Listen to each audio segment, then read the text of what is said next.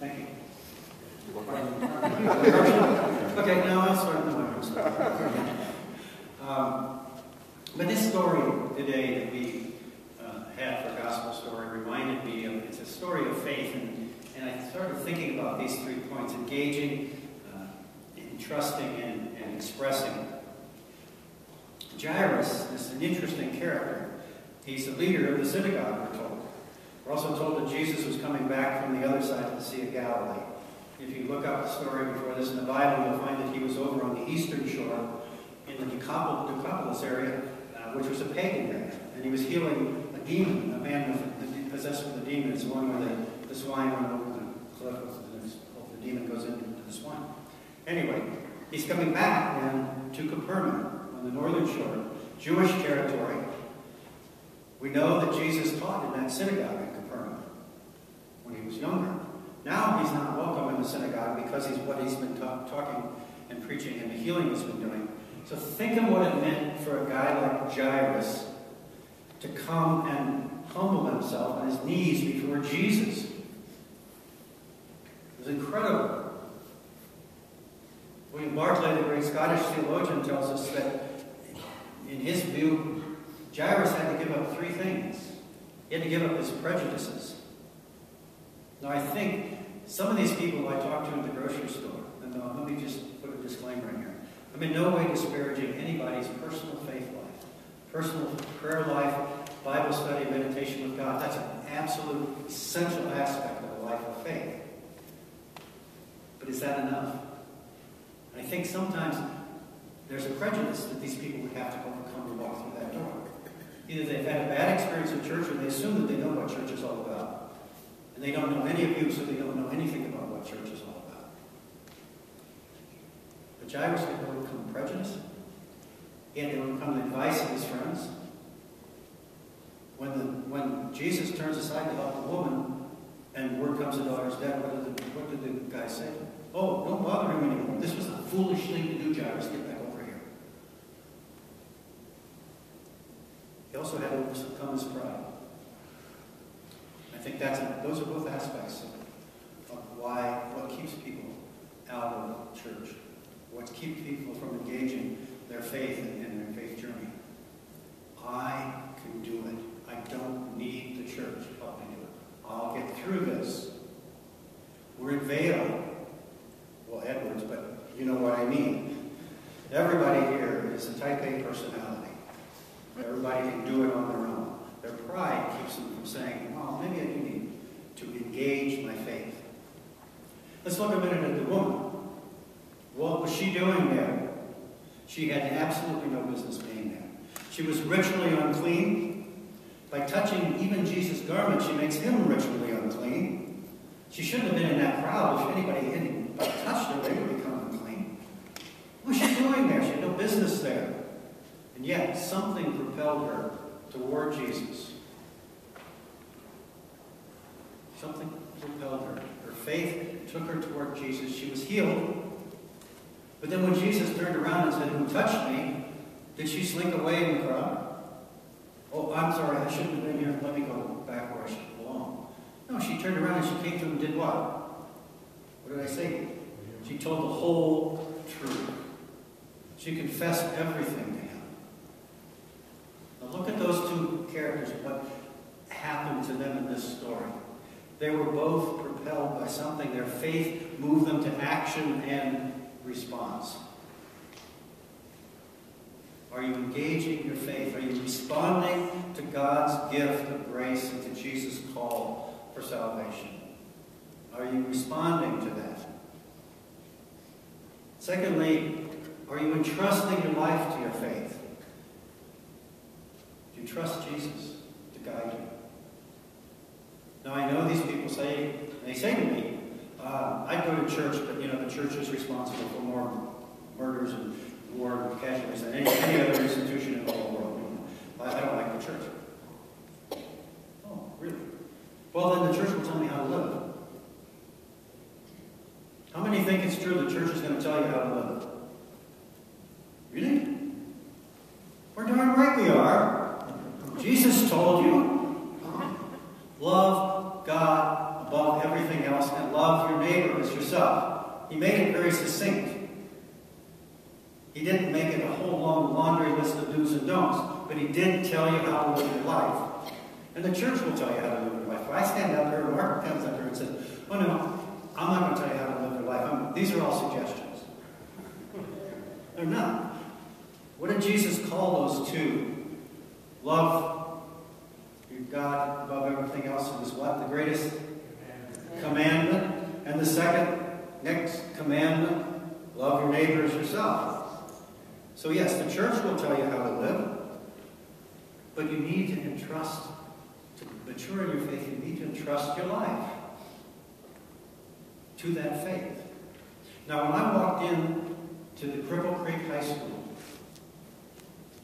I had no idea what my menu would be. I knew nothing beyond we were taking a canteen there and feeding hot dogs and hamburgers for lunch.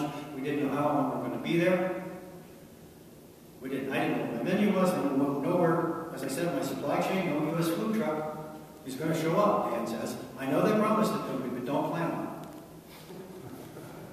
And the superintendent of schools said, here's my freezer, here's my cooler, here's my dry storage, use what you want. This over here in the cooler's been labeled use, please, because it's going to expire. But if you use anything else, keep track of it, and we'll decide if we need to build a Salvation Army. Go ahead.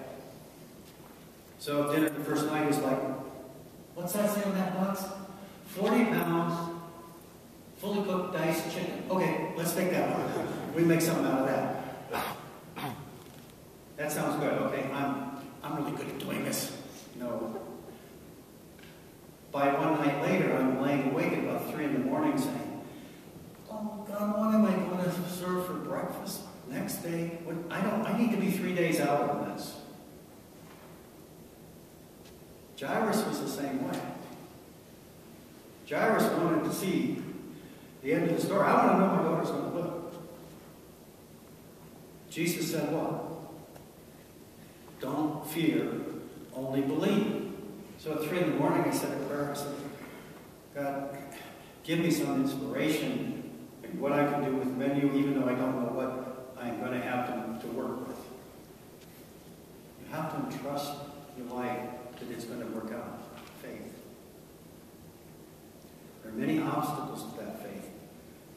But even Jairus, the good Jewish man, did not let any obstacles get in the way of following Jesus straight to his house to heal his daughter. And thirdly, are you expressing your faith? I went to an ordination in Denver a couple of Saturdays ago, a couple of long-term deacons who were becoming priests. I'm not going to do that, just for the record, okay? But these guys decided they needed to do it. Well, it was a man and a woman. And the preacher there was the preacher from Steamboat, there's one guy who was a deacon. And he had a great sermon. And he said, you know what? He said, you know what you guys are? You're icons. This is an icon of the Transfiguration. But it's not just a picture. Karen and I had a long talk with Brooks when we were just coming into this Episcopal faith. What's with these icons? And Brooks explained that they're not a picture that you pray to. It's something that you pray to God through. It opens up and reveals God's love for you. It gives you answers. So you pray through the icon. Then Scott, the priest, said to the two new priests, do you know you're icons? Your job is to reveal the love of God. You're icons. And then he turned to all the people assembled in the cathedral, several hundred, and said, you are icons. You are the church. I'm not the church. Mark's not the church. That's leadership. Everybody in here, this is the body of Christ. So we're all icons, and we are all charged with revealing God's love. I use the word evangelize, and everybody cringes because they think I'm reverting to my Baptist background. But you know that in Pastor Mark and Father Brooks, you have two of the most evangelistic preachers that I've ever listened to. They're very good at expressing their faith, communicating their faith, being icons and revealing the love of God. But the challenge for you is to be icons also. I think there's two extremely effective ways that you can be an icon, that you can express your faith, that you can evangelize. Number one is through your life. People also say to me sometimes, you know, there is something different about you Christians. I know some people who go to church and they're different. They act different, they talk different, they walk different. The most effective form of evangelizing, expressing the faith you have, is through the way you live your life.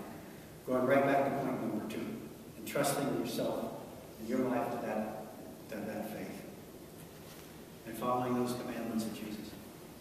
And secondly, it's a diaconal sermon. Guess what my second point is? Service.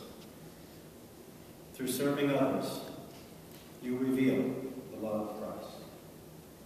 When we were in New Orleans the first trip, Barbara Hogan and a woman that I didn't know from across the street were embracing in the middle of the street. And Barbara came back and I said, you know, I didn't know you knew anybody down here. She said, no.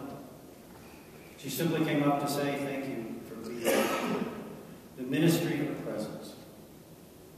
I think we've had some good food. People had nice comments about the food. But the comment that gets to me most is, thank you for being here.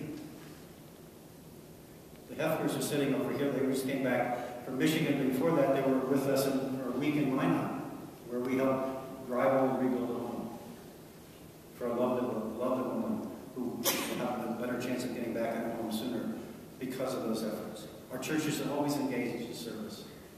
Does it make us heroes? Does it make us idols? That's the one thing he said. Don't turn the icon into an idol. That's not what we're talking about. But all of us are called to serve others. I think it's a very effective way of expressing your faith. Maybe there's a mission trip in your future. We're going to Texas in November. Do some work down there. Who knows what will happen? I'm talking to Tom DeSillo on the way back up here and said, you know, what do you think? Maybe instead of going to Texas, we should go to, no, you know what? Texas is wildfires too. A year later, they got homes rebuilt, and we can go in and do our unskilled drywall, which we're pretty good at it. Jim Hefner runs a mean drywall. But, you know, there's all kinds of opportunities out there to serve. In this valley, we'll probably hopefully do a habitat build. They're done next door, but we'll go down to Gypsum and help them.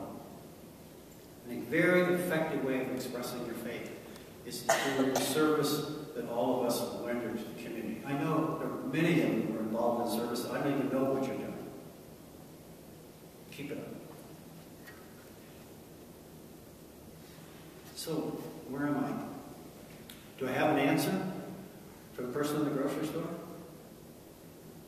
I think I'm getting there. Actually, I had the answer all along. I heard it several years ago. I had the privilege of hosting Bishop Valentine Okiwa. He's a classmate at seminary of Father Brooks.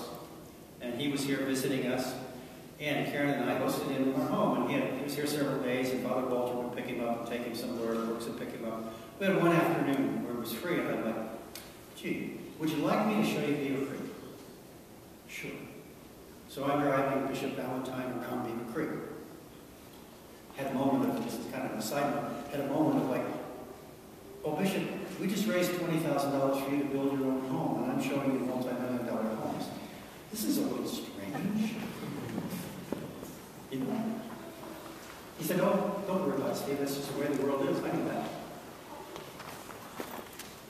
But then we went into a shop, and he was interested in knowing if they had any Tanzanite jewelry, because he actually had a source for Tanzanite. And he said to the lady, you know, asking her about the Tanzanite. And she said, who are you? And he went, oh, he had a sweater on. It was cold in Beaver Creek in the summertime. So he said, oh, he reached beneath the sweater, pulled out this big cross. I should have this out here, shouldn't I? I'm the bishop of Dar es Salaam, Tanzania. The woman went right into the grocery store, Starbucks mode. Oh, I don't go to church, and I don't need church, but perfect. And I'm like, great, I'm standing next to a bishop. I want to hear this. I'm going to listen carefully. And he said to the woman, he said, ma'am, that is so wonderful. I'm so pleased for you. But I want you to know that God has so much more in store for you. There's so much more than what you have right now. And he put his arm around me and he said, if you would just come to Episcopal Church with my friend Steve here, You'd meet Steve and a whole lot more people just like him who are really welcoming you to come there. And would really love you, they would show you and help you to discover all those riches that God has in store for you. You are the church. You are my church.